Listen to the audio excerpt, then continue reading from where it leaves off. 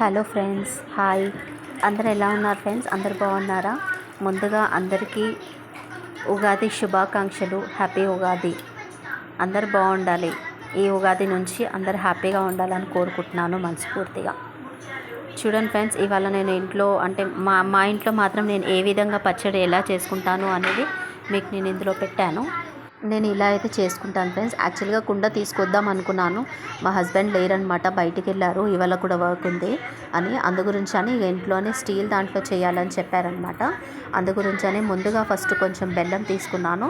బెల్లం కొంచెం అంటే కొట్టాను, కొంచెం మెత్తగా చేసుకొని కొంచెం వాటర్లో బెల్లం వేసుకున్న తర్వాత నేను నెక్స్ట్గా చింతపండు ముందుగా కొత్త చింతపండు తీసుకొచ్చి నానబెట్టుకున్నాను.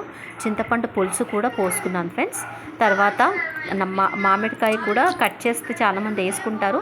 బట్ ఏంటంటే నేను నార్మల్గా ఇట్లా మెత్తగా చేసుకున్నాను అనమాట. మొత్తం అందులో మిక్స్ అయిపోయేటట్టు అలా చేసుకొని మామిడికాయ, కొబ్బరికాయ, ఎండిన కొబ్బరి, యాపాకు పువ్వు, మెయిన్ థింగ్ యాపాకు పువ్వు మాత్రం కంపల్సరీగా వేసుకోవాలి ఫ్రెండ్స్ ఇందులో.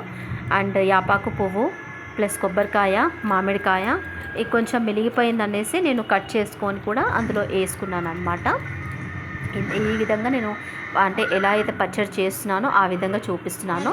కొంచెం కారం కూడా వేసుకోవాలి కదా ఫ్రెండ్స్, ఎందుకంటే అన్ని విధాలుగా అన్ని చెట్ల రుచులు అంటారు కదా. సో అన్ని రుచులు ఉండేటట్టు చింతపండు పులుసు, బెల్లము, స్వీట్, సో మామిడికాయ, కొబ్బరికాయ ప్లస్ కొంచెం కారం, కొంచెం ఉప్పు, కొంచెం సోంపు కూడా వేసుకుంటాను ఇందులో. ఈవెన్ ఒక గరం మసాలా ఉంటుంది కదా ఫ్రెండ్స్ వైట్ కలర్లో, అది కూడా వేసానమాట. ప్లస్ దాంతోపాటుగా కొంచెం పప్పు, ఈ పప్పు కూడా పచ్చడిలో వేసుకుంటారు ఫ్రెండ్స్ ఇందులో. సో ఇందులో ఇట్లా వేసుకొని మొత్తానికి నేను పచ్చడి అయితే కంప్లీట్ చేసుకున్నాను. పచ్చడి కంప్లీట్ చేసుకున్నాక పండుగ రోజుగా మన తెలంగాణ వాళ్ళు నార్మల్గా ఏ పండుగ చేసుకున్నా కానీ చేతికి కంకణాలు కట్టుకుంటారు కదా. సో అందు గురించి అని నాకు మా పాప కడుతుంది ఫ్రెండ్స్.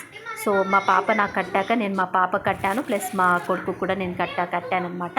కంకణాలు కట్టాక నేను అది నైవేద్యం అనేది నేను దేవుడికి కొంచెం పచ్చడి తీసుకెళ్ళి ఎక్కిచ్చేస్తాను. తర్వాత ఇది పూర్ణాలు అంటారు కదా, పూర్ణంతోని రొట్టెపిండితోని ఇలా చేసుకుంటారనమాట. ఇవాళ రొట్టెపిండి పిసికి పెట్టుకున్నాను, ముందే నానబెట్టుకున్న తర్వాత పప్పు ప్లస్ దాంట్లో పప్పు ఉడకపెట్టుకున్న తర్వాత దాంట్లో బెల్లం వేసాను ఫ్రెండ్స్. బెల్లం వేసిన తర్వాత కొంచెం మిక్సీ పట్టుకొని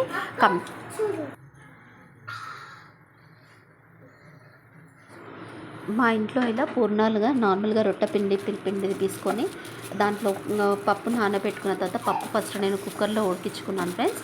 ఉడికించుకున్న తర్వాత 3 సీటీలు కొట్టిన తర్వాత కొంచెం చాలా ఉడికిపోయింది. తర్వాత నేను కొంచెం బెల్లం కూడా కొంచెం పలకొట్టుకొని దాంట్లో వేసుకున్నాను.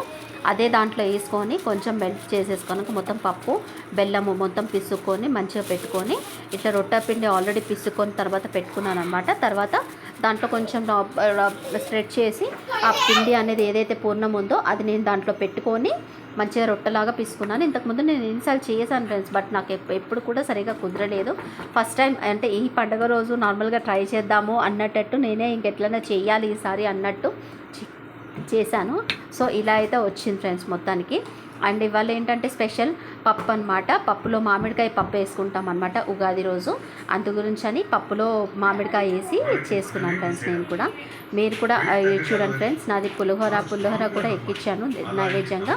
ఇక పూర్ణాలు, పప్పు ప్లస్ పచ్చడి ప్లస్ ఆల్రెడీ పూర్ణం కూడా కొంచెం ఎక్కించాను నేను ఫ్రెండ్స్.